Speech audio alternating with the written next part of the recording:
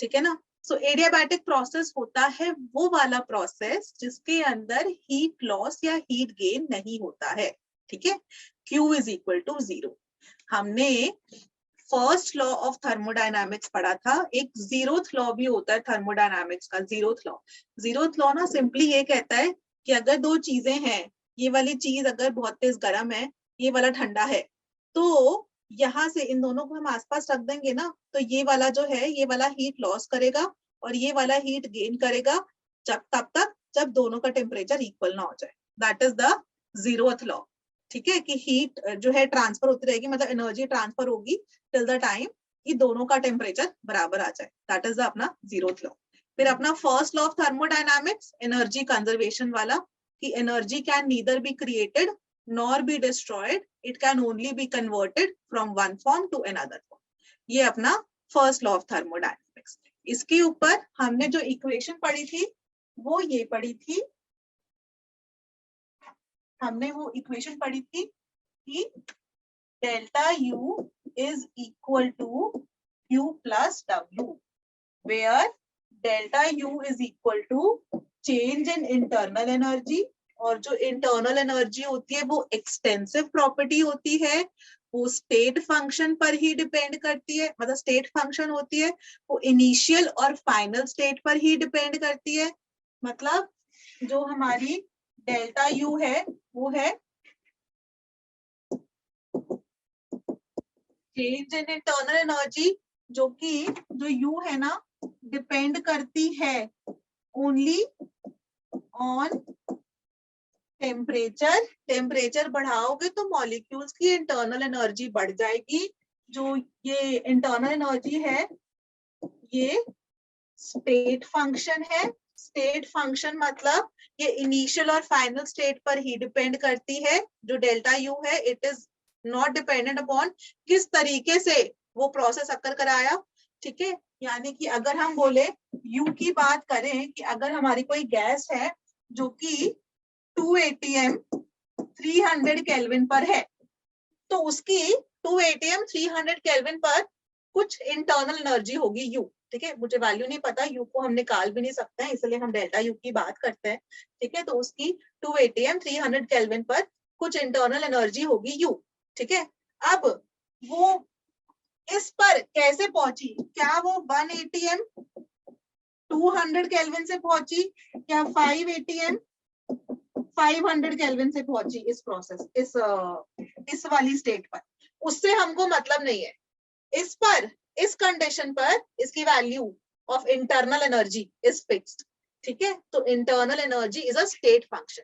U को हम calculate नहीं कर सकते हैं, इसीलिए हम लोग चेंज इन इंटरनल एनर्जी को कैलकुलेट करते हैं।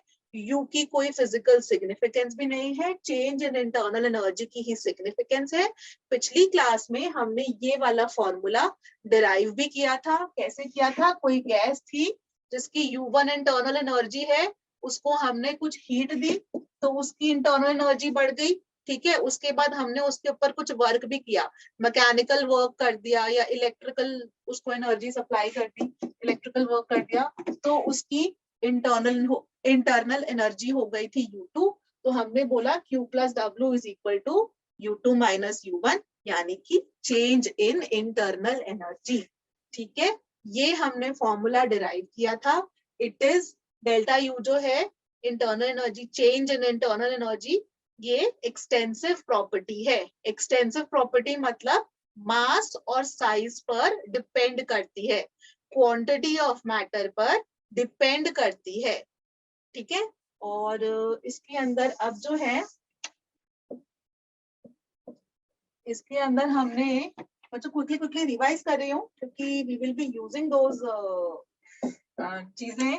अगर हम लोग आइसोथर्मल प्रोसेस की बात करते हैं, आइसोथर्मल में डेल्टा U तो आता है 0 क्योंकि टेम्परेचर कांस्टेंट है आइसोथर्मल में। मैं यहाँ लिख देती हूँ, ये तो याद हो गया हो ना, याद हो गया होगा ना। आइसोथर्मल में टेम्परेचर कांस्टेंट है। टेम्परेचर अगर कांस्टेंट है तो चेंज इन इंटरनल एनर्जी 0, क्योंकि इंटरनल एनर्जी टेम्परेचर पर डिपेंड करती है। टेम्परेचर आप चेंज नहीं कर रहे तो इंटरनल एनर्जी चेंज होगी ही नहीं, तो delta U change in internal energy is equal to 0। और आइसोथर्मल के अंदर हमने दो पढ़े थे, अगर रिवर्सिबल और इरिवर्सिबल प्रोसेस। रिवर्सिबल प्रोसेस वो वाला पढ़ा था कि एक पिस्टन है, पिस्टन के ऊपर सैंड पार्टिकल्स रख दिए, धीरे धीरे करके आप वो सैंड पार्टिकल्स हटा रहे हो, एक्सटर्नल प्रेशर और इंटरनल प्रेशर इक्विलिब्रियम में रहेगा, इक्वली रहेगा इनफैक्ट, ठीक है ना। एक हटाओगे तो फटाक से गैस थोड़ी सी एक्सपैंड करेगी और अंदर का प्रेशर बाहर के प्रेशर के इमीडिएटली बराबर हो जाएगा, ठीक है। वो था रिवर्सिबल प्रोसेस। इरिवर्सिबल प्रोसेस वो कि एक पिस्टन है, ठीक है, अंदर गैस भरी हुई है, सिलेंडर है, अंदर गैस भरी हुई है, और उसके ऊपर आपने अभी जो है अंदर की जो आइडियल गैस वो एक्सटर्नल प्रेशर से इक्विलिब्रियम में है, और आपने सडनली सिलेंडर के ऊपर, पिस्टन के ऊपर एक ब्रिक रख दी, एकदम से झटक से वो नीचे आ जाएगा पिस्टन, ठीक है। तो ये सडन चेंज हुआ है ना, तो इसको हम बोलते हैं इरिवर्सिबल प्रोसेस। इरिवर्सिबल प्रोसेस जिसके लिए क्वेश्चन में लिखा होता है कांस्टेंट एक्सटर्नल प्रेशर। अगर कांस्टेंट एक्सटर्नल प्रेशर लिखा है तो इरिवर्सिबल प्रोसेस है, ठीक है। रिवर्सिबल के लिए वो सिंपली रिवर्सिबल मेंशन कर देते हैं। इसी के अंदर अगर हम W रिवर्सिबल की बात करते हैं तो हमने पूरी डेरिवेशन करी थी पिछली क्लास में, और हमने डिराइव किया था -2.303 nRT log V2 by V1 या फिर -2.303 nRT log P1 by P2। ये हमने दो फॉर्मूले डिराइव किए थे W रिवर्सिबल के लिए, और वर्क डन इन इरिवर्सिबल प्रोसेस तो सिंपली -P डेल्टा V ही था, जिसको -P V2 minus V1 या फिर -P nRT2 by P2 minus nRT1 by, ये हमने फॉर्मूले निकाले थे, है ना। माइनस nRT और टेम्परेचर को भी सेम ही रखा है, आइसोथर्मल है, सॉरी बच्चों, आइसोथर्मल है ना, तो टेम्परेचर तो अपना कांस्टेंट ही रहेगा, सोच रही थी कुछ कर, हाँ ठीक है। तो ये था हमारा, और इसके अंदर आपको वर्क का पता है, डेल्टा यू 0 है, डेल्टा इन कोई भी हो, रिवर्सिबल चाहे इरिवर्सिबल, डेल्टा यू तो 0 है, तो यानी कि Q plus W equal to 0, तो Q is equal to minus W। W का हमको फॉर्मूला पता है, and Q is equal to minus W। तो आप हीट एक्सचेंज भी निकाल सकते हो और वर्क भी निकाल सकते हो, ठीक है। सिंपल एनफ, क्विकली हमने रिकैप कर लिया। आगे बढ़ रही हूँ मैं, कुछ नोट डाउन करना है इसमें? मैम एक सेकेंड, हाँ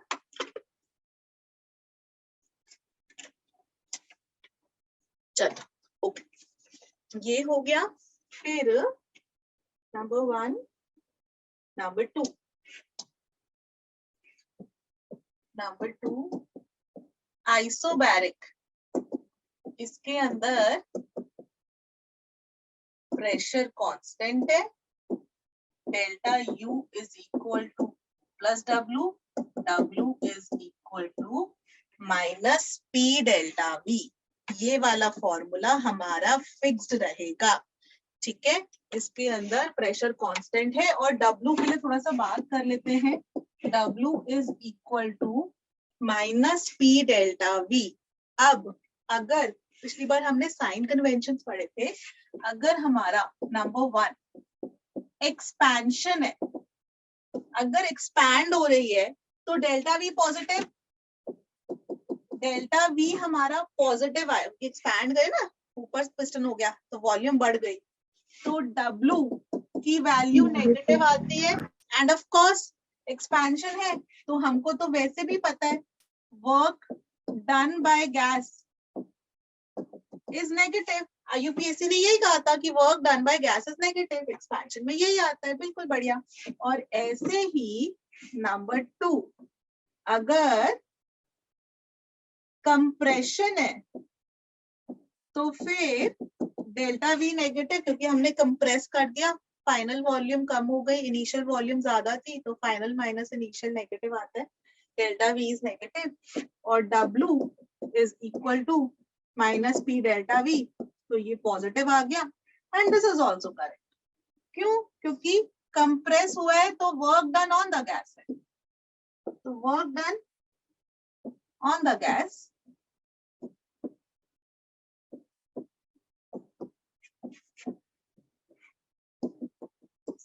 पॉजिटिव। बहुत ही बढ़िया, ठीक है। ये वाला हमने लास्ट क्लास में साइन कन्वेंशंस पढ़ी थी ना, work done on the gas, gas को कुछ भी दे रहे हो तो positive, work done by the gas तो negative, heat given to the gas positive, heat given by the gas negative, ठीक है ना। ये हमारा आइसोबैरिक प्रोसेस था, यहाँ पर तो सिंपली यही फॉर्मूला लगेगा, और डेल्टा यू क्यू के लिए भी कुछ कुछ दे रखा होगा, ठीक है। आगे बढ़ रही बच्चों, ये हमने कवर किया था लास्ट क्लास में। फिर नंबर 3 आइसोकोरिक कवर किया था, आइसोकोरिक प्रोसेस कवर किया था। इधर हमारी वॉल्यूम कांस्टेंट होती है delta V equal to 0, W is equal to minus P delta V equal to 0. Work done in an isochoric process is equal to 0. Delta U is equal to Q plus W. So delta U is equal to Q at constant volume. ये तो 0 हो गया ना, तो delta U is equal to Q at constant volume. अभी देखो यहाँ से एक मेन चीज बता रही हूँ जिसपे हम लोग ध्यान देंगे ना, हीट गिवन और लॉस्ट, ठीक है, कुछ भी हो सकता है इसका साइन के according. Heat at constant volume is equal to change in internal energy. Heat at constant volume is equal to ये जो QV, heat at constant volume is equal to change in internal energy. वो Einstein वाला कौन सा formula है, वो Q is equal to ms delta T वाला, जो फिजिक्स में आप लोग बहुत ज्यादा यूज करते हो, Q is equal to energy is equal to mass into specific heat into change in temperature वाला, वो वाली चीज थोड़ी देर में बताऊंगी, इसलिए यहाँ पर ही लिख रही हूँ कि heat at constant volume is equal to change in internal energy, ठीक है। तो delta U is equal to Q B, और यहाँ पर मैंने एक ये वाली चीज भी बताई थी कि ये तो हमारा स्टेट फंक्शन होता है, जो हीट है वो तो पाथ फंक्शन है, but heat at constant volume becomes a state function. State function तो बराबर होंगे ना, तो heat at constant volume becomes a state function. ये हमने कवर किया था बच्चों लास्ट क्लास में, आइसोकोरिक आइसोबैरिक। उसके बाद आगे बढ़ रही हूं मैं साइक्लिक प्रोसेस में। साइक्लिक प्रोसेस में चलूं, आई थिंक हमने वो नहीं कवर किया था, है ना? Yes ma'am. चलो अब मैं नेक्स्ट उसमें चल रही हूँ, साइक्लिक प्रोसेस नंबर 4। साइक्लिक, अरे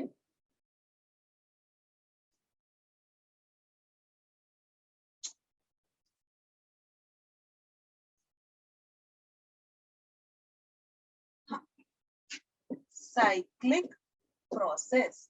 साइक्लिक प्रोसेस हम उसको कहते हैं कि जब a loop is formed and initial and final states बराबर होती है, कि जब एक लूप फॉर्म हो रहा है और इनिशियल और फाइनल स्टेट्स की वैल्यू इक्वल आ रही है, तब हम बोलते हैं कि एक साइक्लिक प्रोसेस है, ठीक है। अब जो साइक्लिक प्रोसेस होता है उसका ना मुझे एक एग्जांपल भी करवाना था, जस्ट 1 सेकेंड। हाँ, सो यहाँ पर लिया प्रेशर, यहाँ पर लिया वॉल्यूम, और ऐसे करके कर लेते हैं, ठीक है। ए बी और सी, लेट्स से ये मेरी इनिशियल पोजीशन है ए से हम बी पे गए, बी से सी पे, और फिर वापस ए पर आ गए। सो एक साइक्लिक प्रोसेस हो गया। क्यों? क्योंकि एक लूप फॉर्म हो रहा है, number 1। Number 2, initial and final state are same. Hence, we say that this is a cyclic process. Now, please understand that in a cyclic process, delta U is equal to 0. Why is delta U equal to 0? Because delta U is a state function. It depends. State function का मतलब initial और final state पे depend करता है. जब वो यहाँ से वापस इधर ही आ गया तो डेल्टा यू स्टेट फंक्शन है ना, इनिशियल और फाइनल स्टेट बराबर है, तो change in internal energy will be equal to 0. तो साइक्लिक प्रोसेस के लिए हम सारे के सारे जितने भी स्टेट फंक्शंस होते हैं, delta H that is also equal to 0. ठीक है, डेल्टा जी, डेल्टा एस, सब कुछ इक्वल टू 0. ठीक है, delta G, delta H, delta S, जो भी स्टेट फंक्शंस है उनकी वैल्यू आप 0 बोल सकते हो इन अ साइक्लिक प्रोसेस. ठीक है, अब इन अ साइक्लिक प्रोसेस ना मैं ये बताना चाह रही हूँ कि जब भी जैसे ये है, यहाँ पर हम लोग चले क्लॉकवाइज डायरेक्शन में ऐसे, तो हम लोग इधर बोल देते हैं delta U is equal to Q plus W, यानी कि Q plus W equal to 0, Q is equal to minus W. ठीक है, एक तो हमारा ये रिलेशन बन गया पहली चीज. ठीक है, ये तो अपना सिंपली उससे आ गया. अब जो चीज मुझे समझानी है आज की क्लास में, number 1, work done in a cyclic process. आप क्या करो, एक तो सबसे पहले work done is equal to area under the curve होता है, चलो वो बताती हूँ. पर अगर हम पहले यहाँ पे लिख देते हैं वर्क डन इन साइक्लिक प्रोसेस, हमको वो कैलकुलेट करना हो. सो अगर वो क्लॉकवाइज डायरेक्शन में मूव किया है तो क्लॉकवाइज डायरेक्शन में तो लो नेगेटिव, और एंटी क्लॉकवाइज डायरेक्शन में हम लेते हैं पॉजिटिव. ये बस अभी यहाँ पर लिख लो, अभी क्वेश्चन करती तो उसे तुमको समझ में भी आ जाएगी कि हाँ बिल्कुल सही है, ऐसा ही हो रहा है. ठीक है, ये प्लीज लिख लो.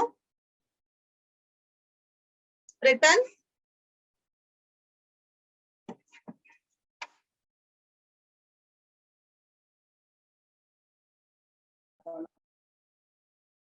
ओके. चल मैं आगे बढ़ रही हूँ, उसके साथ साथ बच्चों ये 3 पॉइंट्स और लिखने हैं.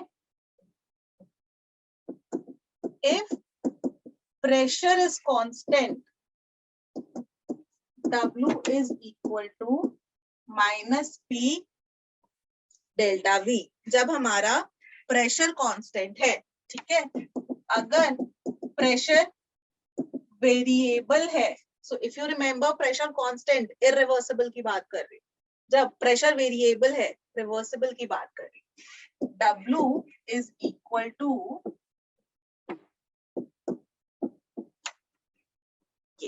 ठीक है, यही हमने अप्लाई किया था. अगर आप अपने नोट्स चेक करोगे तो रिवर्सिबल प्रोसेस के लिए हमने ऐसे ही करके डेरिवेशन करी थी और निकाला था -2.303 nRT log V2 by V1. Pressure constant, pressure variable. और अगर हमको पीवी ग्राफ बना हुआ हो, पीवी का ग्राफ बना हुआ हो, work is equal to area under the curve. ठीक है, ये चीज वेरी इंपॉर्टेंट है, please note this down, very important. और अब इसके एग्जांपल्स करते हैं.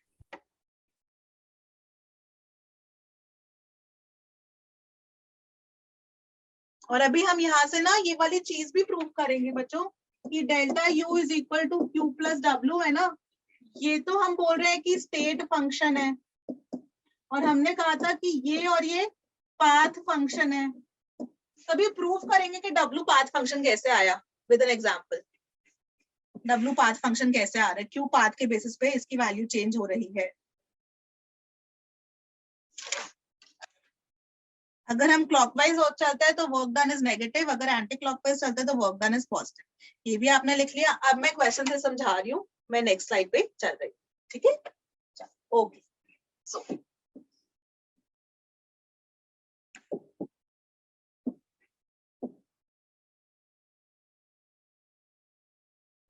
ठीक है, और यहाँ पर वैल्यूज लिख देते हैं.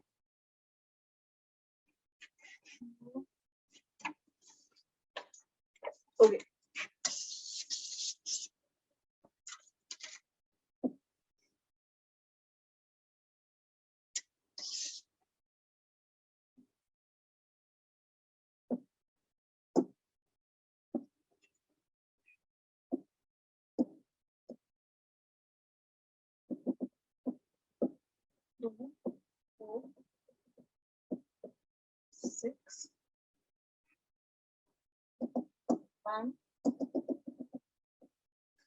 यहाँ वॉल्यूम। अब हम आपसे पूछ रहे हैं कि find out the work done in AB, work done in BC, work done in CA and total work done in ABCA। ठीक है, चलो एक बारी कोशिश करके देखो प्लीज। ऐसा करती हूँ, फर्स्ट क्वेश्चन मैं करूं, सेकंड क्वेश्चन तुम लोग करना। Work done in A to B। बच्चों A to B बताओ। प्रेशर तो चेंज हुआ 2 से लेके 6 तक ATM। मैम 0। हाँ 0। क्यों 0? क्योंकि वॉल्यूम कांस्टेंट है और कोई डिस्प्लेसमेंट नहीं है, तो कुछ का एरिया भी 0 है। वॉल्यूम कांस्टेंट है, वॉल्यूम कांस्टेंट तो P डेल्टा V प्रेशर, हमको माइनस P डेल्टा V लगाना है, वॉल्यूम में कांस्टेंट है, तो work done is equal to 0 because volume constant है। Very good. अब B से C में हम चले तो प्रेशर तो work is equal to minus P delta V। Pressure कितना है? -6। ठीक है, और चेंज इन वॉल्यूम कितना है? Final minus initial 3 - 1। 3 - 1 कितना हुआ? 2 into -12 ATM लीटर, है ना? Correct everyone? Yes ma'am. Okay, और ऐसे ही work done in C to A। Okay, C to A यहाँ कर लेते हैं, वर्क डन इन CA। जब भी ऐसे करके आपको समझ में ना आए, ठीक है, C to A निकालना थोड़ा टफ है ना, क्योंकि प्रेशर भी चेंज कर रहा है, वो भी चेंज कर रहा है, तो एरिया अंडर द कर्व, मतलब ये जो है इसका एरिया अंडर द कर्व, ये अपना कर्व है, इसके अंडर का एरिया। ट्रापेजियम बन रहा है, ट्रापेजियम का एरिया क्या होता है? Half height into sum of the parallel sides। Yes, तो हाफ 2 + 6 into 3 - 1 यानी कि 2। ठीक है, हाफ। और एक बात बताओ, यहां से यहां चलने में राइट टू लेफ्ट हम लोग ऐसे आए ना, एरो की डायरेक्शन यही है, तो वॉल्यूम घट रही है। वॉल्यूम अगर घट रही है, हम लोग कर रहे हैं, तो work done on the gas होगा, कंप्रेशन है, work done on the gas is positive, तो इसकी वैल्यू पॉजिटिव आएगी। तो 8 × 2 16, 16/2, अच्छा 8 ATM लीटर्स। ठीक है, और अब ऐसे ही कैलकुलेट कर लो, 0 - 12 + 8 = -4। ठीक है, अब यही वाली चीज जो हमने ऐसे करके कैलकुलेट करी, आप simply area of this triangle भी कर सकते थे कि वर्क डन। सो अगर आप ऐसे करके भी करते हैं ना, एरिया ऑफ ट्राइंगल क्या होता है? Half into base into height. तो ये अपना हाइट है, हाइट कितनी होगी? 2 से 6, तो 4, 4 और ये अपना 3 - 1 2, तो 2 से 2 कट गया, 4 आ गया, और हम लोग चल रहे हैं clockwise. Clockwise is negative. Yes ma'am. ठीक है, तो देखो अपना आंसर ऐसा सेम आ रहा है। तो अब ऐसा भी निकाल सकते थे। तो अब क्वेश्चन में क्या पूछा है उसने? पर रास्ता पूछा है कि मतलब ऐसा भी निकालो, ना पूरा को पूरी कहानी करो, पर ना आप डायरेक्टली ये भी कर सकते हो। ठीक है, अच्छा, now you understand this thing बच्चों। अब जो मैं कहना चाह रही हूँ कि why work is a path function. क्यों? क्योंकि वो पाथ पर डिपेंड कर रहा है। अगर मैं ए से वापस ए पे ही तो आना है, अगर मैं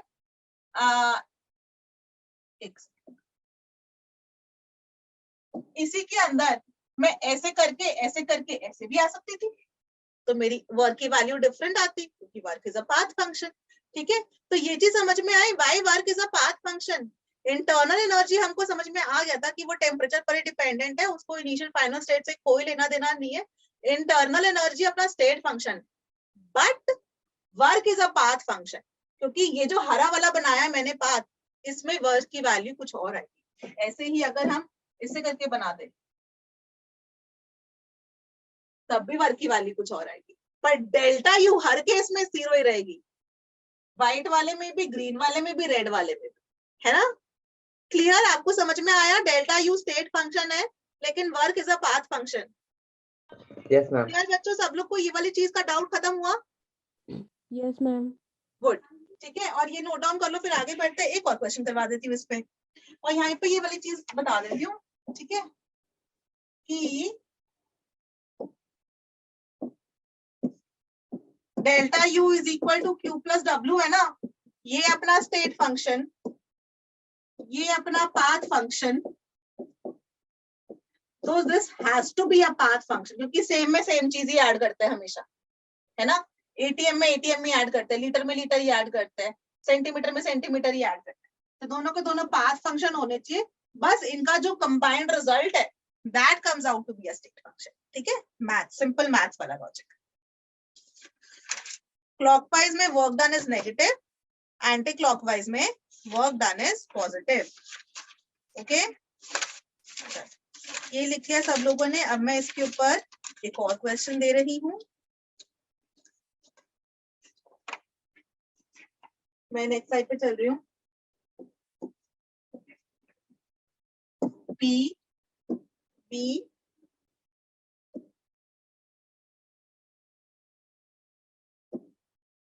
ए बी सी, ठीक है। और इस प्रोसेस के अंदर ए से बी गया, बी से सी गया, सी से ए आया, ठीक है। अब इस प्रोसेस के अंदर total heat is equal to +5 joules. Find work, work कितना होगा?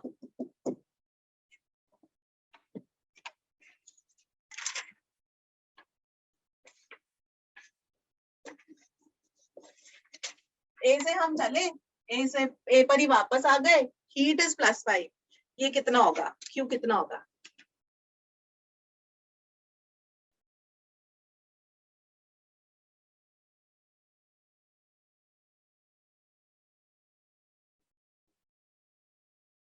ए से हम चले, बी पे गए, सी पे गए, फिर वापस ए पर आ गए, डेल्टा यू कितना हुआ? Delta U 0 0। तो मैम। क्यू तो plus W equal to 0। Ma'am और Yes, वर्क ma'am. डन मेरे ख्याल से -5 जूल्स। -5 जूल्स, वेरी गुड, क्योंकि साइक्लिक प्रोसेस है। Delta U is equal to 0, तो Q plus W equal to 0, तो 5 plus W equal to 0, W equal to -5 joules. Very good. आया समझ में लॉजिक सबको? आगे बढ़ा जाए? Yes, ma'am. Okay, now a good question, conceptual question, ठीक है। Let me draw the graph first.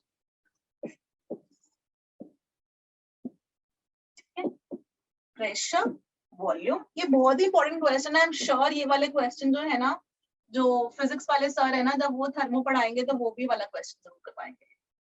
ये वाला क्वेश्चन सारे टीचर्स करवाते हैं। ए बी सी डी, ठीक है। प्रेशर वॉल्यूम दे दिया, अंदर एक आइडियल गैस है, हम ए से बी पे गए, बी से सी पे, सी से डी पे, डी से ए पे। अब आपको ना साइन बताने हैं, साइन मतलब पॉजिटिव या नेगेटिव। सबसे पहले number 1, from A to B, तो delta U A to B में कितना होगा, फिर work done in A to B कितना होगा, फिर Q in A to B कितना होगा। सिंबल बताना है, सिंपली, सिंपल नहीं मतलब, सॉरी, साइन पॉजिटिव या नेगेटिव बताना है। ए से ऐसा करते ए टू बी वाला पहले मैं करती हूँ, ठीक है। ए से बी पे हम चले, the volume is constant, the volume is not changing. अगर वॉल्यूम इज नॉट चेंजिंग तो कौन सी वाली वैल्यू 0 हुई? Work done. वर्क डन, तो वर्क डन तो अपना आ गया 0, बहुत ही बढ़िया। अब वॉल्यूम कांस्टेंट है, ए से बी चलने में प्रेशर बढ़ रहा है, प्रेशर बढ़ रहा है, आइडियल गैस,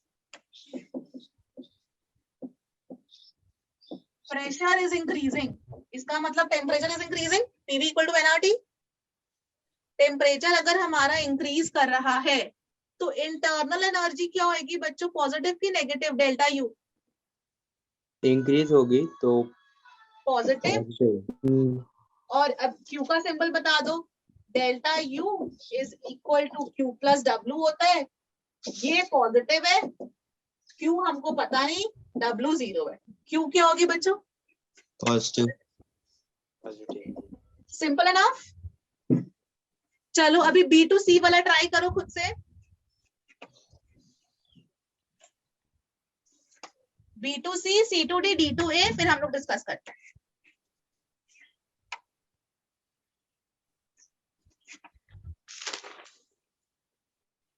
मैम B2C में इंटरनल एनर्जी 0 है क्या? B2C में नहीं, B2C में वॉल्यूम बढ़ रही है, टेम्परेचर बढ़ रहा है। Volume PV equal to nRT, volume increase यानी कि टेम्परेचर इंक्रीज यानी कि delta U is positive. Okay ma'am, ऐसे प्रेशर वाला दिखा था तो। अच्छा, मैं ये वाली चीज मिटा लूं बच्चों B2C लिखने के लिए। ओके, मैं ये मिटा रही हूँ। आई होप सबने नोट डाउन कर लियो, Yes, ma'am. है ना?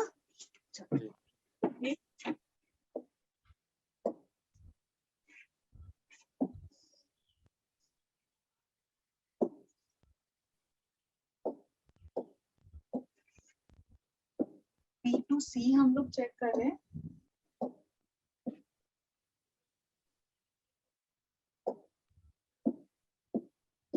Ma'am is it positive, negative, negative?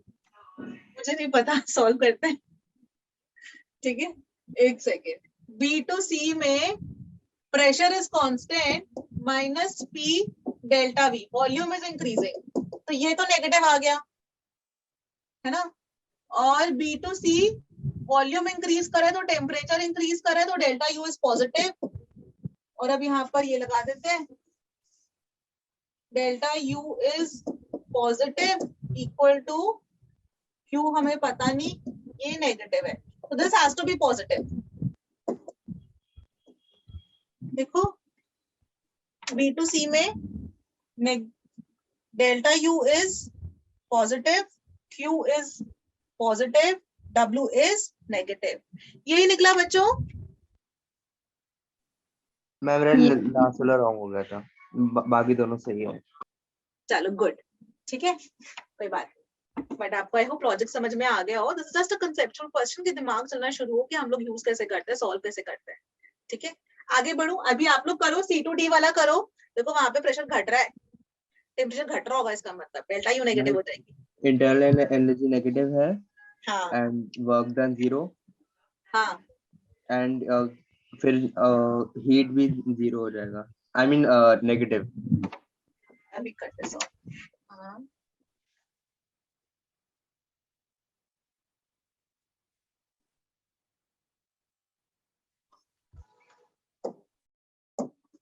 B2C, C2D, delta U C2D। ठीक है, तो ये तो नेगेटिव, क्योंकि प्रेशर घट रहा है तो टेम्परेचर घट रहा है, प्रेशर घटा तो टेम्परेचर घटा तो डेल्टा U घटा, वर्क डन इज 0, और ये नेगेटिव 0 तो ये भी negative, negative negative 0। Very good. और अभी बच्चों D2A करो प्लीज।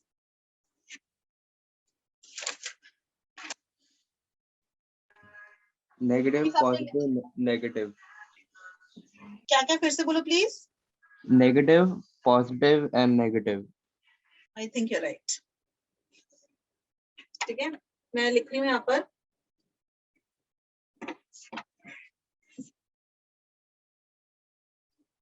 मैम हम इसको ऐसे नहीं कर सकते, लाइक हमने पहले ए बी ढूंढ दिया तो सी उसका उल्टा हो गया, तो हमने बस जो साइन है उसको अपोजिट कर हाँ दिया। ऑफ कोर्स, बिल्कुल right, we can do it completely like that.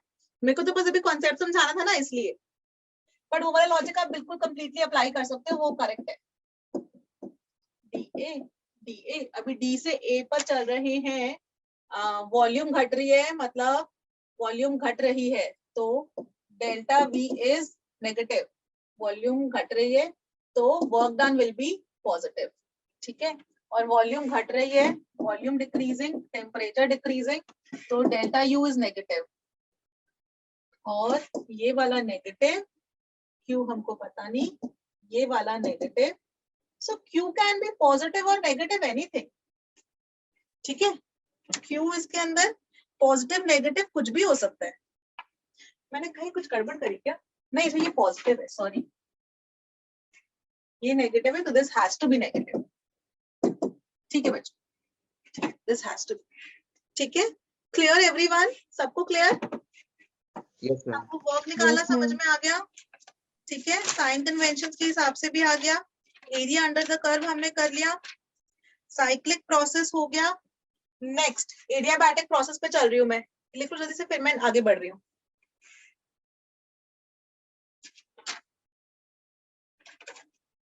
Isochoric, cyclic,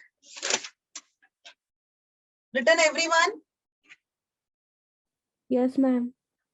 okay, एक बार उससे पहले तो छोटे छोटे प्रोसेस है एडियाबैटिक का ना, पूरा PV equal PV raise to gamma वाली इक्वेशन आती है, उससे पहले छोटे छोटे प्रोसेस है वो कर लेते हैं।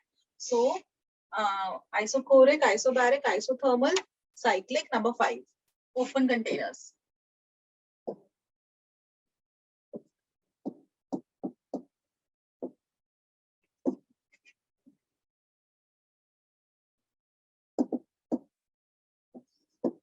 ओपन कंटेनर्स, ओपन कंटेनर वाला कॉन्सेप्ट क्या बोलता है?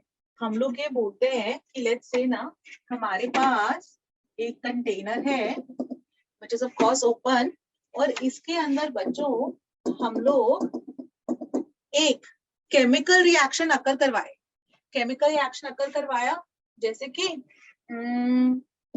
Mg plus 2HCl gives MgCl2 plus H2। हमने केमिकल रिएक्शन अकर करवाया, ये सॉलिड, ये एक्वस, सॉलिड और ये गैस। तो जब हमने कोई केमिकल रिएक्शन अकर कराया, जब केमिकल रिएक्शन अपना अकर हुआ, तो एक गैस लिबरेट हुई। ये जो गैस लिबरेट हुई, this will do work against external pressure. ये जो गैस लिबरेट हुई, हाइड्रोजन गैस अपनी लिबरेट हुई है, ठीक है, दिस विल डू वर्क। अभी हमारा एक्सटर्नल प्रेशर क्या है? W is equal to minus P external delta V। But क्योंकि हमने जो कंटेनर है वो ओपन कंटेनर लिया था, तो एटमॉस्फेरिक प्रेशर होगा 1 atm, so minus 1 atm into delta V। This is one formula for it, simply just ऐसे ही है इसके अंदर कि W is equal to minus delta V या फिर minus delta N gaseous RT, ठीक है, minus delta N gaseous RT। Work done by the gas हमको देखना, तो कितने मोल्स ऑफ गैस है वो वाली चीज हमको देखनी है, RT। और डेल्टा N हम इससे लिख देते ना, अगर लेट्स से हमारी यहाँ पर भी कोई गैस होती और यहाँ पर भी कोई गैस है, तो फाइनल माइनस इनिशियल कर देते, final moles of gas minus initial moles of gas, तो वो delta N RT and this is equal to minus delta V, ठीक है। ऐसे अब इसके अंदर क्वेश्चन कैसे आ सकता है कि बच्चों, क्वेश्चन वो आपसे पूछ लेंगे कि यही वाला हमने केमिकल रिएक्शन अकर करवाया जब मैंने 48 ग्राम्स मैग्नीशियम लिया था। ये वाला केमिकल रिएक्शन अकर कराने में मैंने 48 ग्राम्स मैग्नीशियम लिया था, तो आपको बताना है how much work is done at 300 kelvin, कितना work done by the gas है। देखने में क्वेश्चन लगेगा बहुत ही कॉम्प्लिकेटेड कि अरे यहाँ क्या हो गया, कि क्वेश्चन उसने स्टेटमेंट दे दी, we have taken a beaker और उसके अंदर हम लोग मैग्नीशियम डाल रहे हैं और हाइड्रोक्लोरिक एसिड डाल रहे हैं, 48 ग्राम्स मैग्नीशियम हमने लिया था HCl एक्सेस में और हमने रिएक्शन अकर करवा दिया। So how much work is done by the gas liberated by the hydrogen gas, ऐसे करके वो क्वेश्चन पूछ सकता है। तो आप कैसे सॉल्व करोगे? सोचो इसके अंदर 48 ग्राम्स मैग्नीशियम है, तो मैग्नीशियम के मोल्स कितने हो गए बच्चों? 2 moles. 2 मोल्स हो गए, वेरी गुड, कर दिया आपने सॉल्व। 1 मोल मैग्नीशियम से 1 मोल हाइड्रोजन गैस रिलीज होती है, 2 मोल्स मैग्नीशियम से कितनी रिलीज होगी? 4 मोल, है ना। और W is equal to minus delta N 4 minus 0 into R ले लेते हैं 1/12.0821 लीटर ATM पर केल्विन पर मोल और इंटू 300, इसको काटा पीटी करेंगे तो 4 3 12 100, तो ये आ गया -100 ATM लीटर्स या फिर -100 into 100 जूल्स। ठीक है, समझ में मैम आया ये लॉजिक? हाँ बोल बेटा। कैलकुलेशन वाला पार्ट समझ में नहीं आया। हाँ ओके, कैलकुलेशन वाला थ्योरी समझ में आई ना, जो मेन चीज थी वो वाली? Yes ma'am. ओके, सो मैं ये वाली चीज को नेक्स्ट पेज पे समझा देती हूँ। W is equal to minus delta N RT minus delta N को तो ले लो 4 minus 0, 4 मतलब final moles of gas off the product minus 0 initial moles of gaseous reactant. ठीक है, R जो है अपना, अब मैं उसको R की वैल्यू होती है बेटा 0.0821 लीटर एटमॉस्फेयर पर केल्विन पर मोल। तो ये वाली वैल्यू को हमने याद किया था कि 1/12 ले सकते हैं, है ना? तो ये हो गई 1/12 लीटर एटमॉस्फेयर पर केल्विन पर मोल, और यहाँ पर ये 4 - 0 के साथ भी मोल लगा देती है, इक्वल टू -4 मोल। और टेम्परेचर है 300 केल्विन, तो इसके अंदर ये पर केल्विन, केल्विन कट गया, पर मोल, मोल कट गया, तो ये आ गया -4 into 1/12 into 300, उसकी क्या वैल्यू निकली थी पीछे? 4 3 -100 लीटर एटमॉस्फेयर। अनिकेत यहाँ तक क्लियर? Yes ma'am. है ना? अब हमको पता है 1 litre ATM is equal to लगभग 100 जूल्स। याद है पिछली बार इसकी डेरिवेशन करी थी? Yes ma'am. मैं डेरिवेशन चाहे तो करके ही बता देती हूँ।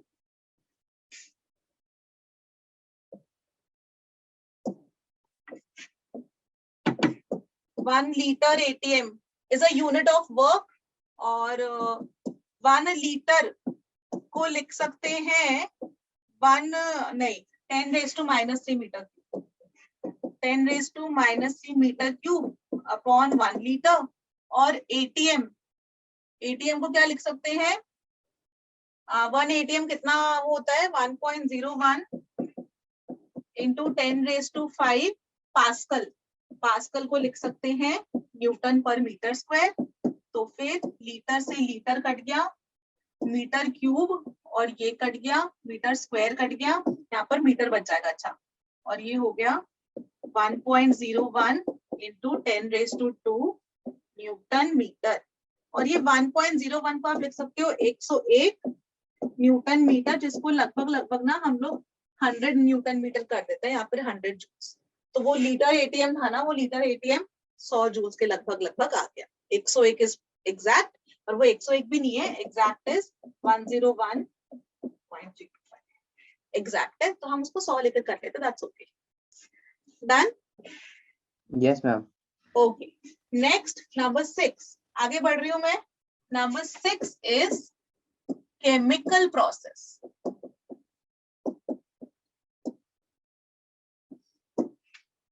केमिकल प्रोसेस, इसके अंदर क्या होता है? इसमें ना पूरा वो इतना कैलकुलेशंस नहीं देते हैं, इसमें सिंपली आपसे इतना पूछा जाता है कि वर्क डन इज पॉजिटिव और नेगेटिव, सिंपली इतना। गैसेस होता है हमारे, गैसेस के बेसिस पे सॉल्व करना होता है। वो सिंपली आपको उसमें लॉजिक ये लगाना है कि W is equal to -P external delta V, और अगर आपका डेल्टा V पॉजिटिव है implies work is negative, और डेल्टा V नेगेटिव है implies work is positive. Sorry, हाँ, डेल्टा V नेगेटिव है implies work is positive, whether delta V positive है तो पॉजिटिव नेगेटिव। ठीक है, अभी इसमें मैं क्वेश्चन बताती कैसे आएगा। जैसे क्वेश्चन हम दे दें आपको Ag plus aqueous Cl minus aqueous gives AgCl solid। Solids की वॉल्यूम कम होती है, लिक्विड्स की वॉल्यूम और ज्यादा, गैसेस की वॉल्यूम मैक्सिमम होती है। ठीक है, तो जब भी ये वाला रिएक्शन अगर कर रहा है इन दोनों एक्वस में और ये वाला सॉलिड में, तो इसके अंदर वो कॉम्पैक्ट हो रहा ना सॉलिड, मतलब इकट्ठा आ रहा है, वॉल्यूम घट रही है, तो यहाँ पे हम सिंपली बोल देंगे डेल्टा वी इज नेगेटिव। अगर डेल्टा वी इज नेगेटिव तो वर्क डन इज पॉजिटिव, ऐसे करके। ठीक है, एक और क्वेश्चन लिख देती हूँ।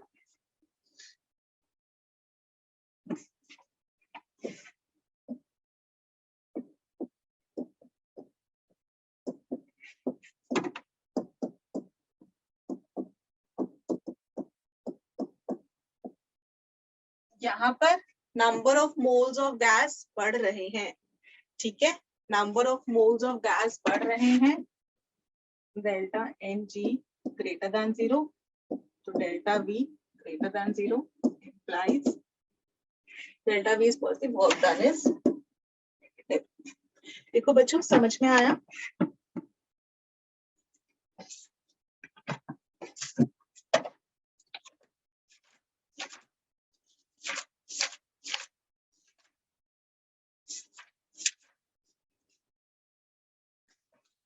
एक और क्वेश्चन दे रही हूँ बच्चों, ये वाला चीज क्लियर है? No doubts? Yes sir. चल गुड। ठीक है, अभी आप मुझे नेक्स्ट में आप बताओगे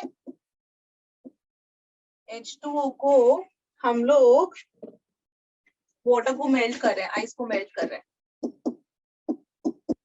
बताओ वर्क का सिंबल पॉजिटिव या नेगेटिव होगा, साइन?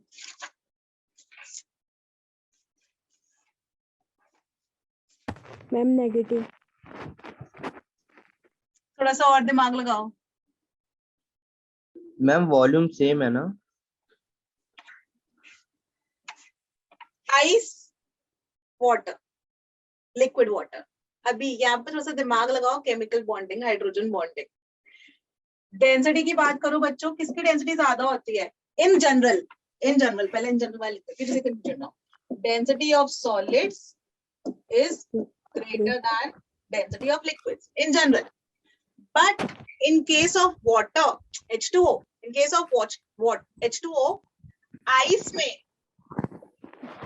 cage like structure हो जाता था, बीच में voids हो जाते थे खूब सारे, है ना? तो यहाँ पर डेंसिटी ज्यादा होती थी, याद आ रहा है कुछ कुछ, है ना? यहाँ पर डेंसिटी कम होती थी, वॉल्यूम ज्यादा होती थी। ठीक है, तो मैं यहाँ पर ऐसे करके लिख देती हूँ, डेंसिटी ऑफ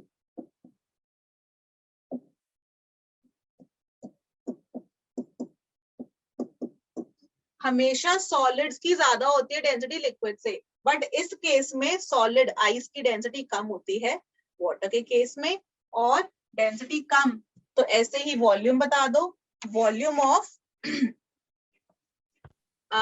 वॉल्यूम का रिलेशन बता दो क्या होगा फिर, वॉल्यूम किसकी ज्यादा होते हैं, किसकी वॉल्यूम कम होते हैं? Density is equal to mass पर यूनिट वॉल्यूम, तो वॉल्यूम ऑफ वाटर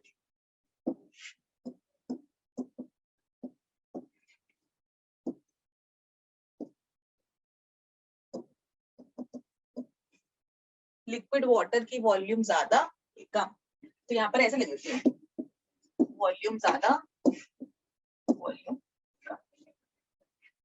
उल्टा लिख दिया मैंने, इसकी वॉल्यूम ज्यादा, एक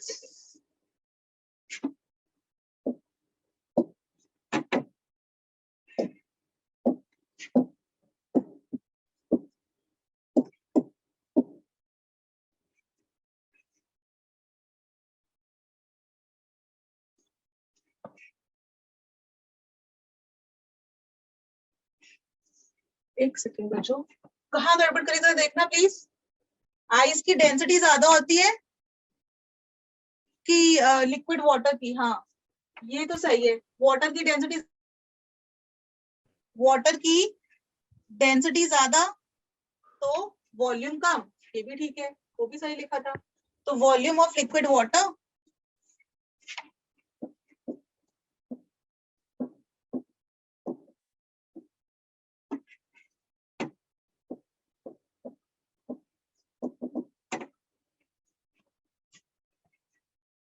हाँ ठीक तो लिखा है, सही है सही सही है। कंफ्यूज तो नहीं हो गए? मैं एक बार दोबारा से रिपीट कर देती हूँ ये वाली चीज, जिससे कोई कंफ्यूजन ना हो।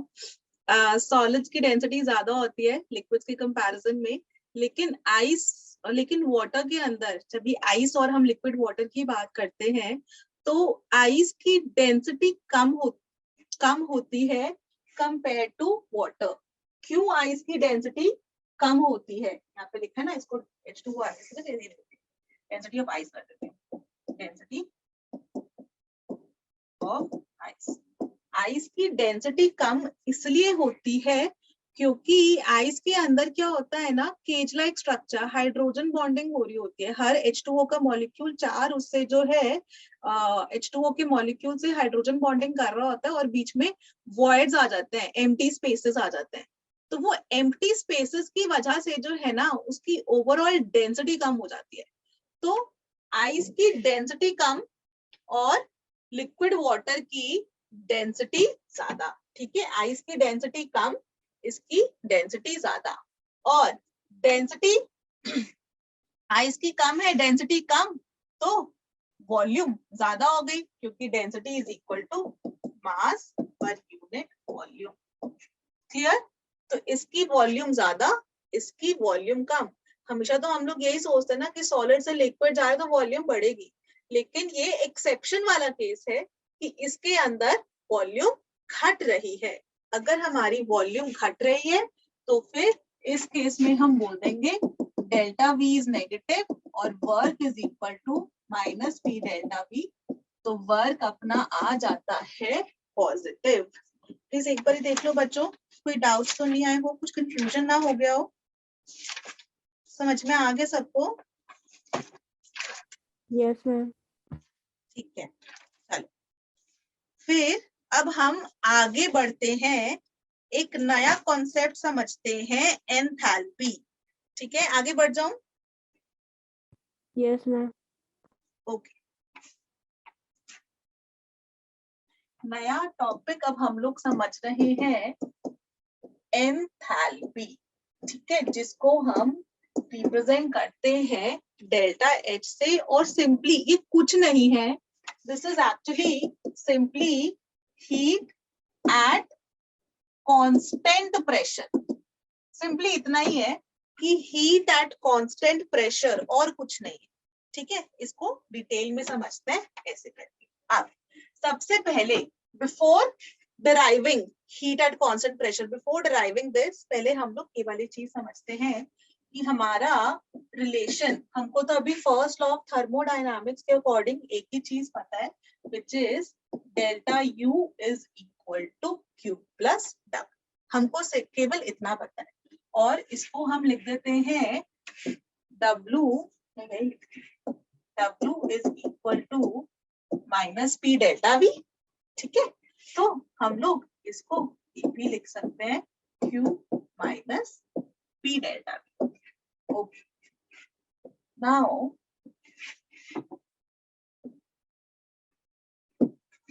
उस पर भी आएंगे, पहले ये वाली चीज समझते हैं। ठीक है, अब इसी केस में अगर हमने बोला कि कांस्टेंट वॉल्यूम है, let's say the volume is constant, तो delta V equal to 0, P delta V equal to 0, तो delta U is equal to Q, जो हमने थोड़ी देर पहले भी लिखा था। चेंज इन इंटरनल एनर्जी जो है, इसकी वैल्यू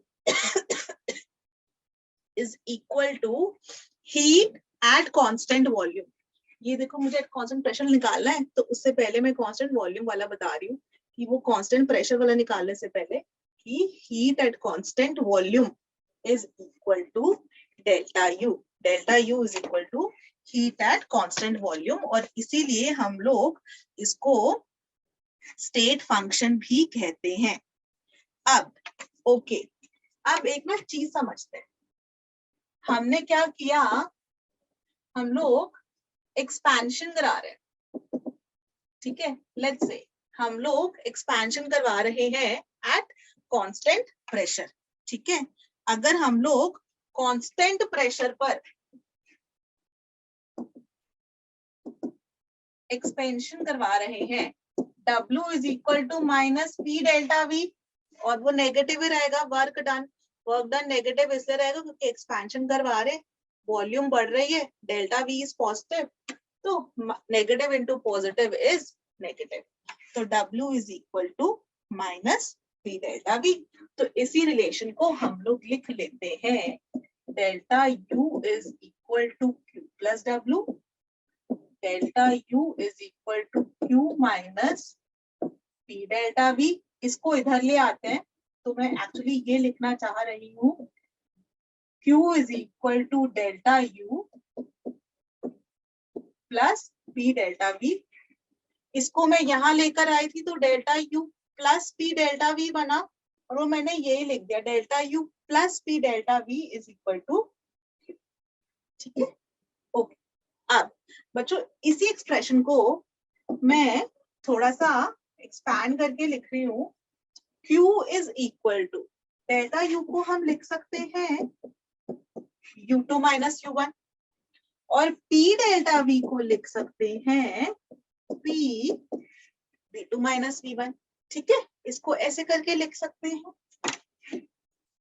अब इसी को हम यहाँ पर लिख देते हैं, Q is equal to U2 plus PV2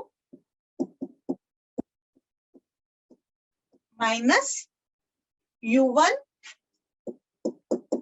plus PV1। तो Q is equal to H2 minus H1, Q is equal to delta H, ठीक है, at constant pressure where H is equal to U plus P। Basically मैं directly आपको ये भी लिख सकती थी, या ये डेरिवेशन भी दिखा दी, डेरिवेशन की इम्पोर्टेंट नहीं है, लेकिन what is important is delta H is equal to delta U plus very important। क्या किया मैंने, पहले मैंने आपको बताया, ध्यान से सुनना, हाँ एकदम वेरी इंपॉर्टेंट, क्योंकि बड़ा कंफ्यूजन सा रहता है। ठीक है, मुझे भी रहता था जब मैं छोटी थी, बहुत बच्चों को पढ़ाते तो सबको रहता कि मैम ये वाली चीज समझ में नहीं आ रही, हमको बहुत आसान है। क्या करा हमने ये वाला फर्स्ट ऑफ थर्मोडायनामिक्स हमको पता है, तो हमने delta U is equal to Q plus W लिख लिया। सबसे पहले हमने बोला W is equal to minus P delta V, ये हमारा फॉर्मूला, हमको ये दूसरा फॉर्मूला पता है, हमने वो भी लिख लिया। नाउ अब अगर हम बोले कि हम कांस्टेंट प्रेशर पे काम कर रहे हैं, this is my case one,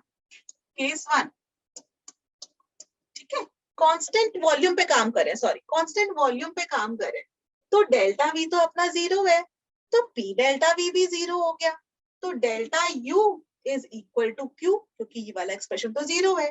तो हम लोग ये कहते हैं, यहां से हमको समझ में आया कि change in internal energy is equal to heat at constant volume, या फिर हीट इवॉल्व्ड और absorbed at constant volume is equal to change in internal energy. ठीक है, internal energy change is equal to heat evolved या absorbed depending on the sign is equal to change in internal energy। ठीक है, at constant volume की जब हम बात करें तो। अब जब भी हमने वॉल्यूम कांस्टेंट करते, ठीक है, ऐसे वैसा करते हैं, वॉल्यूम कांस्टेंट नहीं करते, वैसा करते हैं प्रेशर कांस्टेंट लेकर सोचते हैं, तो हमने बोला प्रेशर कांस्टेंट है। ठीक है, तो हम लोग अपना लगा सकते हैं ना minus P external delta we वाला फॉर्मूला, वरना लगा ही नहीं पाते, प्रेशर कांस्टेंट नहीं होता, वो वेरिएबल होता, तो पूरी कहानी करते 2.303 एनआरटी वो सब कुछ वो करते हैं ना, हम वो नहीं कर रहे, हम एक्सटर्नल कांस्टेंट प्रेशर मान के चल रहे, तो प्रेशर अपना कांस्टेंट। ठीक है, तो W is equal to minus P external delta, ये हमने लिख लिया। Delta U is equal to Q plus W है, तो W की जगह आप लिख दो माइनस पी डेल्टा V। अब यहाँ पर हमने क्या किया, डेल्टा U और P डेल्टा V को इकट्ठा ले आई, तो delta U plus P delta V is equal to Q। ठीक है, फिर डेल्टा U को लिख दिया U2 माइनस U1, और P डेल्टा V को लिख दिया P V2 माइनस V1। इसके अंदर U2 और PV2 को इकट्ठे ले आई, माइनस U1 प्लस PV1, ये वाली चीज कर दी हमने। ये U2 प्लस PV2 को लिख दो H2, U1 प्लस PV1 को लिख दो H1। तो Q is equal to H2 minus H1, यानी कि Q is equal to delta H, H is equal to U plus Pv। ठीक है, तो heat at constant volume is equal to constant pressure is equal to delta H। ठीक है, ये अपना आ गया formula. Now this is very important, H is equal to U plus Pv या delta H is equal to delta U plus P delta V। Clear everyone? इसमें एक दो मुझे चीजें और समझाने, यहाँ तक कि प्लीज नोट डाउन कर लो, फिर आगे बढ़ते हैं।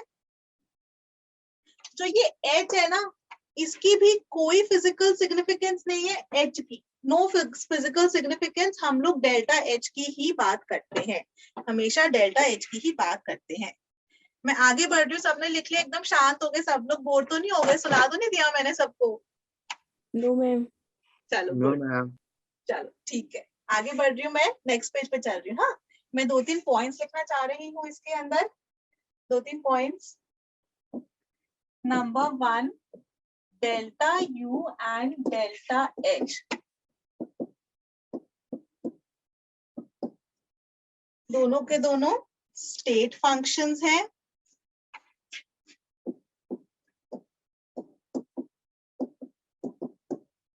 एक्सटेंसिव प्रॉपर्टीज हैं। ठीक है, और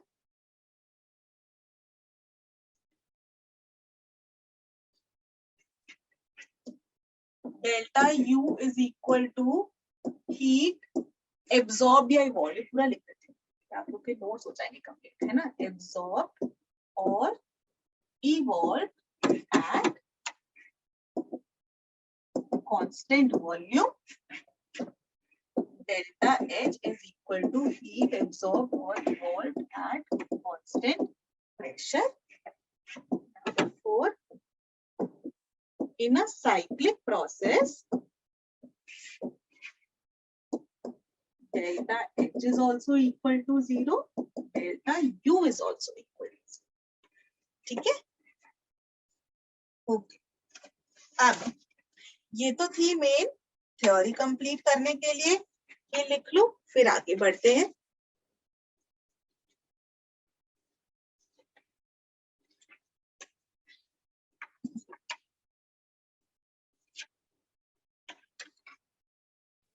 डन मैम।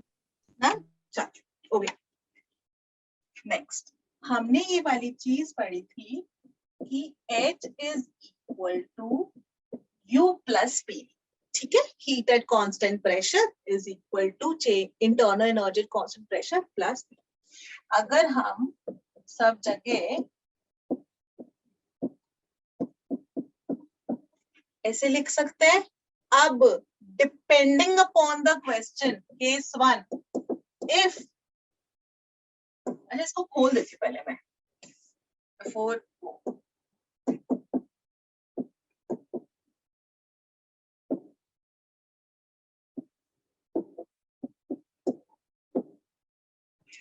और केस 1 एट कांस्टेंट। अब देखो कंफ्यूजन वाला चीज आएगी।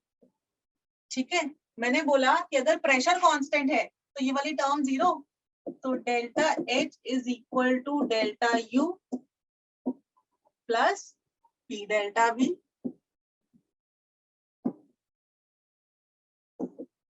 Eight constant volume, delta H is equal to delta U plus P delta V।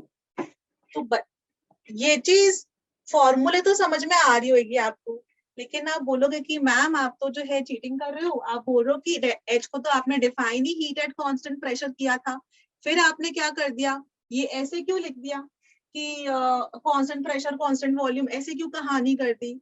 तो बच्चों मैंने बोला H is heat at constant pressure, delta H is change in heat at constant pressure, but उसकी mathematical derivation तो ऐसे आई ना। तो this is also correct and the form जो मैंने थोड़ी देर पहले कहा था, heat at constant pressure, that is also correct, सब कुछ करेक्ट है। ठीक है, अगर आपको कांस्टेंट प्रेशर गिवन हो तो इस तरह कर कर कैलकुलेट कर, कांस्टेंट वॉल्यूम गिवन हो तो इस तरह करके कैलकुलेट कर, बट जनरली ना हम लोग एट कांस्टेंट प्रेशर ही बोलते हैं, कांस्टेंट वॉल्यूम रेयरली यूज करते हैं। मतलब रॉन्ग नहीं है, बट रेयरली यूज करते हैं, रेयरली यूज। क्यों? क्योंकि सारे के सारे रिएक्शंस ना अंडर 1 atm अपना एटमॉस्फेरिक प्रेशर में अकर कर रहे होते हैं, तो हम लोग जनरली इसीलिए जो है ना कांस्टेंट प्रेशर लेकर चलते हैं। बट दोनों के दोनों करेक्ट है, जैसा क्वेश्चन आएगा उस हिसाब से आप आंसर करोगे।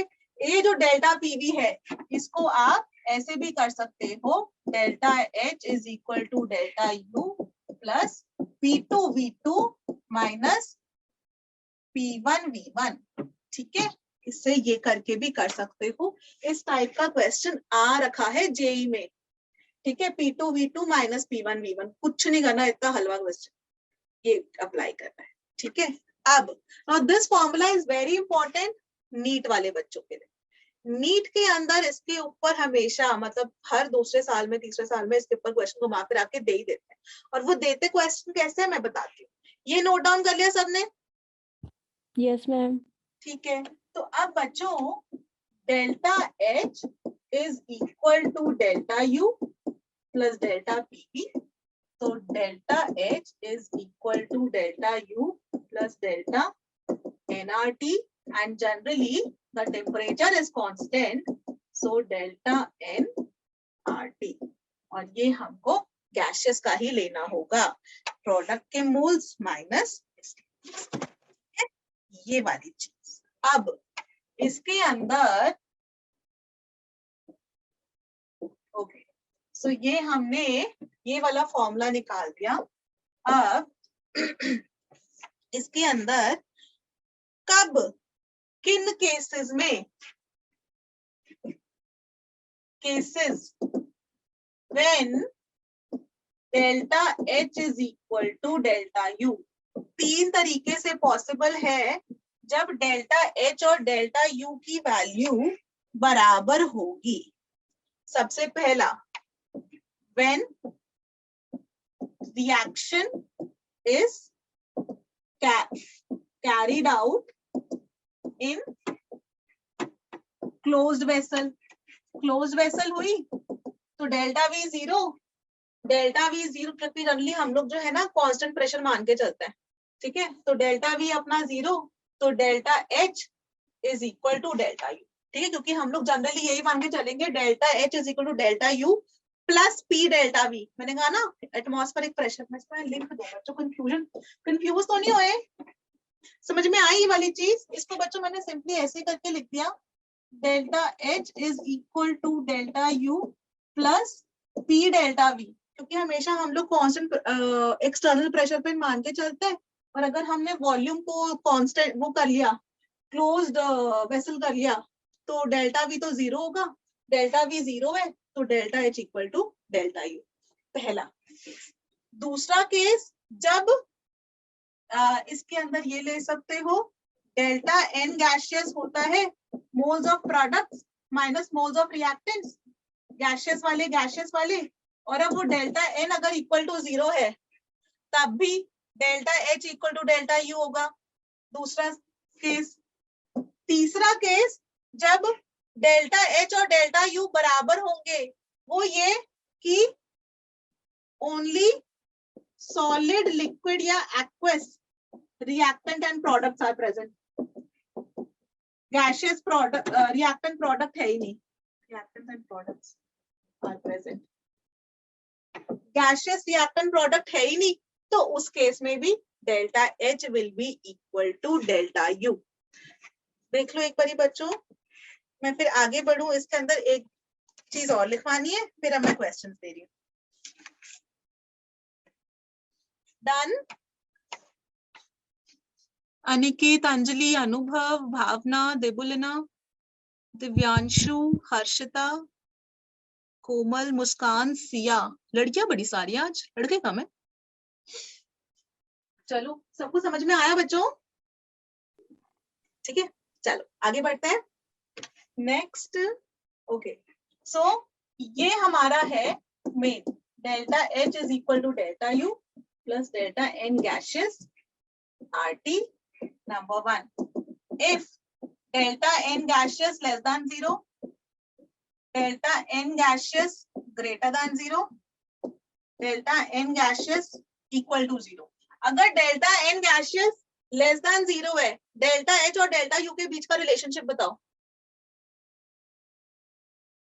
अगर change in number of moles is less than 0, delta H और डेल्टा यू में कौन सा बड़ा होगा, कौन सा छोटा होगा? क्या मैं लिख सकती हूँ यहाँ पर? Delta H will be less than delta you, क्योंकि डेल्टा एन अगर नेगेटिव आ रहा है, लेट्स से -2 इंटू पॉजिटिव कुछ नेगेटिव है, तो ये वाली वैल्यू बड़ी होगी ना, इसमें से कुछ सब्ट्रैक्ट कर रहे हैं तभी तो ये वाली वैल्यू आई। इसकी वैल्यू अगर -20 आ रही है तो इसकी वैल्यू 100 होगी और इसकी 80 होगी ना, तो delta U is greater than delta H. Clear? ऐसे Yes, इसमें ma'am. बता दो, डेल्टा एन गैसेस अगर ग्रेटर देन 0 हुआ तो डेल्टा एच और डेल्टा यू का क्या रिलेशन होगा?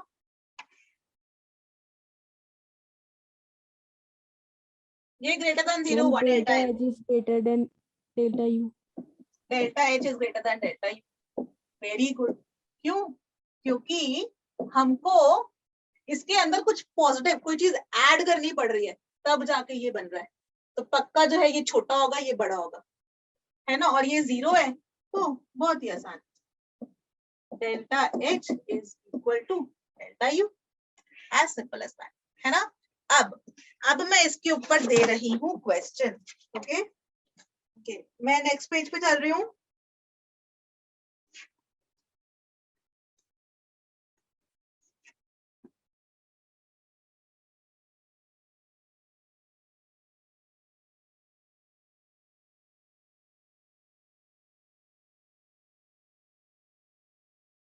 नंबर 1, क्वेश्चन नंबर 1, क्वेश्चन लिख रही हूँ।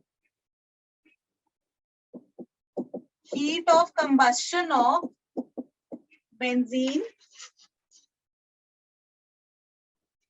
at constant volume was found to be 3263.9 kilojoules per mole at 25 degree Celsius. ये बहुत लंबी कैलकुलेशन है, चलो कर दो फटाफट से, फॉर्मूला बता देना कैसे करोगे। Calculate heat of combustion of benzene eight constant pressure. एक बार थोड़ा सा दिमाग लगा लो, इसमें कैलकुलेशन ज्यादा है।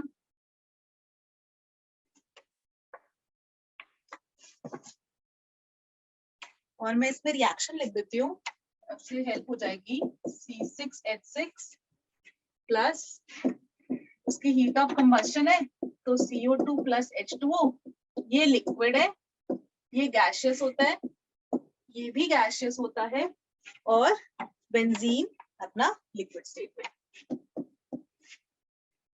एक बार पढ़कर थोड़ा सा दिमाग लगा लो, मैं भी इसका वो बताती हूँ, बहुत कैलकुलेशन बहुत लंबी है ना, मैं थोड़ी सी हेल्प कर देती हूँ इसके अंदर।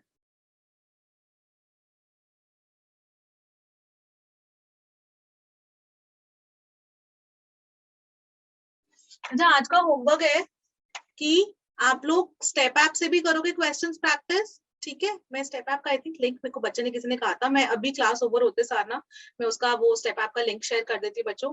और आप लोग क्या करोगे, एनसीईआरटी सबसे पहले एनसीईआरटी के सारे क्वेश्चंस सॉल्व करोगे, ठीक है? हमारी थर्मोकेमिस्ट्री बची है, आज का टाइम अभी खत्म होने वाला है, तो हमारा एडियाबैटिक प्रोसेस बचा है, उसका वर्क डन निकालना है और स्पेसिफिक हीट की वैल्यूज निकालनी है मुझे। स्पेसिफिक हीट कैसे करते हैं, डिग्रीज ऑफ फ्रीडम होती है, गामा होती है, पॉइजन इक्वेशन वगैरह, वो सब चीजें हमको मुझको बतानी है। तो आई थिंक नेक्स्ट क्लास मेरी उसमें कंज्यूम हो जाएगी पूरी की पूरी।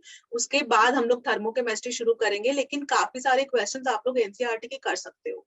नीट के बच्चों के लिए स्पेसिफिकली ये वाली बात है कि डायरेक्ट एनसीईआरटी के क्वेश्चंस आते हैं, डायरेक्ट सॉल्व वाले आ रखे थे इस बार तो एटॉमिक स्ट्रक्चर चैप्टर के सॉल्व वाले क्वेश्चन को डायरेक्टली, मतलब नंबर भी चेंज नहीं किया था इस बार का जो नीट का पेपर आया था, तो वो आप लोग ध्यान रखना।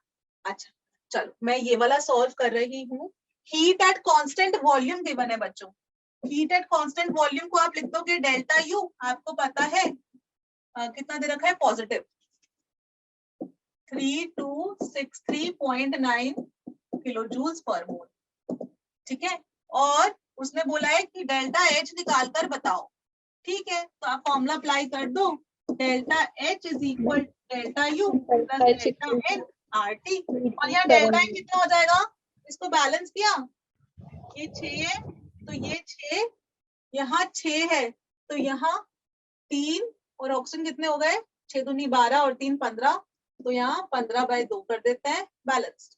तो ये गैसेस, ये लिक्विड, ये लिक्विड, तो इसके 6 माइनस 15/2 कितना हुआ, 7.5, तो -1.5, तो डेल्टा यू हमको पता है 3263.9 plus delta N is -1.5 R into T, ये जूल्स में है ना, किलो जूल्स, तो इसको किलो जूल्स में है तो इसको 10 क्यूब कर लेना, ठीक है, और यहाँ पर 8.314 है, क्योंकि वो जूल्स वाली वैल्यू लेनी है तो 8.314 जूल्स वाली वैल्यू ले लोगे आप, और यहाँ 298 है, हाँ 298 केल्विन, ठीक है, या तो इंटू 10⁻³ कर लेना तो पूरा का पूरा आंसर जूल्स में निकल जाएगा, या फिर यहाँ पर डिवाइड बाय 1000 कर देना तो किलो जूल्स हो जाएगा, पर आपका डेल्टा H निकल जाएगा।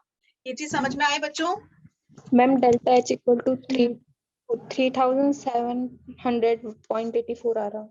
एग्जैक्ट वैल्यू जो आ रही है डेल्टा H की 3267.6 किलो जूल्स पर मोल, मैं exact answer 3267.6 kilo joules per मोल, ठीक है, एग्जैक्ट वैल्यू ये वाली आ रही है बच्चों, एक बार कैलकुलेशंस अपनी चेक कर लेना, बट इट्स ओके, मेन चीज तो कॉन्सेप्ट समझ लो, मैथ्स तो तुम लोग की स्ट्रांग है। अच्छा, इसमें क्वेश्चन को खेर कैसे करता है वो चीज समझना प्लीज।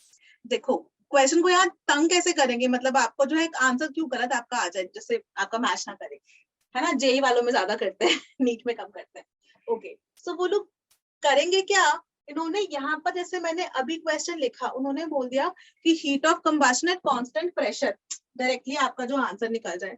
कभी कभी वो चेंज करने के लिए ना, दुखी करने के लिए क्या बोलेंगे, heat of calculate delta H या कांस्टेंट प्रेशर जो भी है फॉर 2 मोल्स ऑफ बेंजीन, आई वो 2 मोल्स ऑफ बेंजीन बोले ना, तो जो आपका आंसर निकला उसको 2 से मल्टीप्लाई कर देना, 1.5 मोल बेंजीन बोला, 10 मोल बेंजीन मिला, तो देख लेना यहाँ पर कितना मोल निकल रहा है, और फिर उसको उसी रिस्पेक्टिव उससे मल्टीप्लाई कर देना कि 1 मोल के लिए हमने निकाली थी तो 10 मोल के लिए इसको 10 से मल्टीप्लाई कर दो, 4 मोल के लिए इसको 4 से मल्टीप्लाई कर दो, ये वाला लॉजिक आप लोग अप्लाई करोगे। क्लियर बच्चों?